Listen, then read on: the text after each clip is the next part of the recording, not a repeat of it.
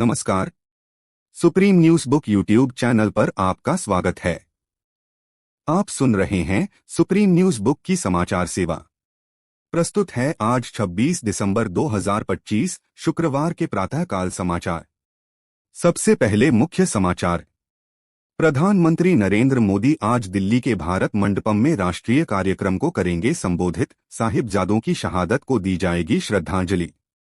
राष्ट्रपति द्रौपदी मुर्मू आज 20 बच्चों को उनके असाधारण कार्यों के लिए प्रधानमंत्री राष्ट्रीय बाल पुरस्कार से करेंगी सम्मानित। ओडिशा में सुरक्षा बलों को बड़ी सफलता। मुठभेड़ में शीर्ष माओवादी नेता पाका हनुमंथु ढेर। भारत ने परमाणु सक्षम के 4 बैलिस्टिक मिसाइल का सफल परीक्षण कर अपनी रणनीतिक ताकत का किया प्रदर्शन। उत्तर भारत में कड़ाके की ठंड और घने कोहरे का अलर्ट। दिल्ली और यूपी के कई जिलों में स्कूलों की छुट्टियां घोषित। ऑस्ट्रेलिया में आज से ऐतिहासिक बॉक्सिंग डे टेस्ट का आगाज। विजय हजारे ट्रॉफी में विराट कोहली और रोहित शर्मा पर टिकी निगाहें।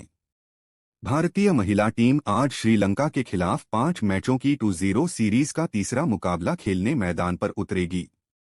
बांग्लादेशी नेता तारिक रहमान 17 साल के वनवास के बाद ढाका लौटे। अब समाचार विस्तार से। आज देश गुरु गोविंद सिंह जी के साहिबजादों बाबा जोरावर सिंह और बाबा फतेह सिंह की अटूट वीरता और बलिदान को याद कर रहा है। प्रधानमंत्री नरेंद्र मोदी दोपहर 12:15 बजे नई दिल्ली के भारत मंडपम में मुख्य समारोह में भाग लेंगे। देश भर के स्कूलों और आंगनवाड़ी केंद्रों में आज विशेष कहानियों और प्रतियोगिताओं के जरिए युवाओं को राष्ट्र निर्माण के लिए प्रेरित किया जा रहा है। राष्ट्रपति द्रौपदी मुर्मू आज नई दिल्ली के विज्ञान भवन में पुरस्कार प्रदान करेंगी। कुल विजेता देश के 20 असाधारण बच्चों को सम्मानित किया जाएगा। 7 लड़के और 13 लड़कियां। पुरस्कार श्रेणियां वीरता, कला संस्कृति, पर्यावरण, नवाचार, विज्ञान, समाज सेवा और खेल। वीरता के लिए करीना थापा महाराष्ट्र और सौरव कुमार कला के लिए अयान सज्जाद कश्मीर। पुरस्कार स्वरूप 1 पदक, 1 लाख रुपए नकद, 10,000 रुपए के बुक वाउचर और प्रशस्ति पत्र। पुरस्कार वितरण के बाद सभी विजेता बच्चे प्रधानमंत्री नरेंद्र मोदी से संवाद करेंगे। ओडिशा के मलकानगिरी जिले से सुरक्षा के मोर्चे पर आज एक बड़ी सफलता की खबर आ रही है। मुठभेड़ का विवरण। सुरक्षा बलों एसओजी और डीवीएफ को खुफिया जानकारी मिली थी कि स्वाभिमान अंचल के जंगलों में माओवादियों का एक बड़ा दस्ता छिपा हुआ है। आज तड़के शुरू हुए तलाशी अभियान के दौरान माओवादियों ने सुरक्षा बलों पर गोलीबारी शुरू कर दी, जिसके बाद हुई मुठभेड़ में शीर्ष माओवादी नेता पाका हनुमंथु मारा गया। कौन था पाका हनुमंथु? हनुमंथु पर 20 लाख रुपए का इनाम घोषित था। वह ओडिशा आंध्र प्रदेश बॉर्डर एओबी की जोनल कमेटी का सदस्य था और पिछले 2 दशकों से कई हिंसक हमलों, आईईडी ब्लास्ट और सुरक्षा बलों की हत्याओं में वांछित था। मुठभेड़ स्थल से AK-47 राइफल, बड़ी मात्रा में गोला बारूद और माओवादी दस्तावेज बरामद किए गए हैं। सुरक्षा बलों ने पूरे मलकानगिरी और पड़ोसी जिलों में कॉम्बिंग ऑपरेशन तलाशी अभियान तेज कर दिया है ताकि उसके अन्य साथियों को पकड़ा जा सके। गृह मंत्रालय ने इस सफल ऑपरेशन के लिए राज्य पुलिस की सराहना की है। भारत ने अपनी रणनीतिक सैन्य क्षमता में एक और मील का पत्थर स्थापित करते हुए परमाणु सक्षम के 4 बैलिस्टिक मिसाइल का सफल परीक्षण किया है।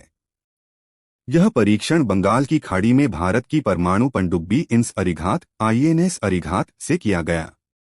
के 4 मिसाइल की रेंज 3500 किलोमीटर है। इसका अर्थ है कि समुद्र की गहराई में छिपी हुई भारतीय पनडुब्बी से दुश्मन देश के सुदूर इलाकों को सटीकता से निशाना बनाया जा सकता है। महत्व। यह परीक्षण भारत की सेकंड स्ट्राइक कैपेबिलिटी, परमाणु हमले के बाद जवाबी कार्रवाई की क्षमता को अत्यधिक मजबूती देता है। इसके साथ ही भारत उन चुनिंदा देशों की सूची में और ऊपर आ गया है जिनके पास जल, थल और नभ न्यूक्लियर ट्रायड से परमाणु हमला करने की पूर्ण विकसित तकनीक है। भारतीय मौसम विभाग IMD ने उत्तर भारत के लिए कोल्ड डे की चेतावनी जारी की है। दिल्ली, पंजाब, हरियाणा और उत्तर प्रदेश में अगले 48 घंटों तक घना कोहरा छाया रहेगा, जिससे रेल और हवाई यातायात प्रभावित होने की संभावना है।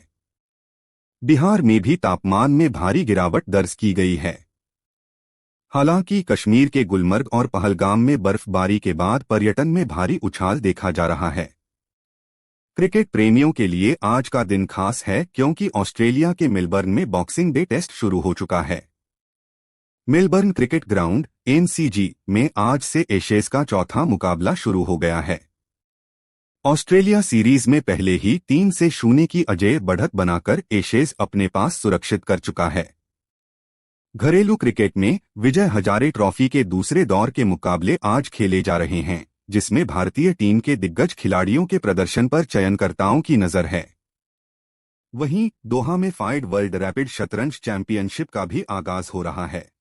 भारत और श्रीलंका की महिला टीमों के बीच 5-0 मैचों की श्रृंखला का तीसरा मैच आज तिरुवनंतपुरम में खेला जाएगा।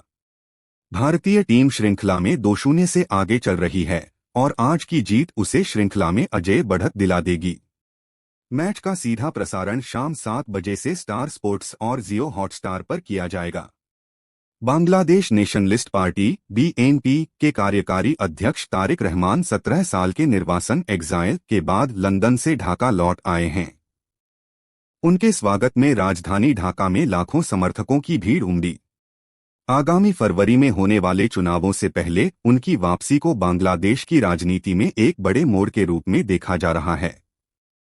उन्होंने आते ही अपनी बीमार मां और पूर्व पीएम खालिदा जिया से मुलाकात की। अंत में मुख्य समाचार एक बार फिर। प्रधानमंत्री नरेंद्र मोदी आज दिल्ली के भारत मंडपम में राष्ट्रीय कार्यक्रम को करेंगे संबोधित। साहिबजादों की शहादत को दी जाएगी श्रद्धांजलि। राष्ट्रपति द्रौपदी मुर्मू आज 20 बच्चों को उनके असाधारण कार्यों के लिए प्रधानमंत्री राष्ट्रीय बाल पुरस्कार से करेंगी सम्मानित। ओडिशा में सुरक्षा बलों को बड़ी सफलता, मुठभेड़ में शीर्ष माओवादी नेता पाका हनुमंथु ढेर।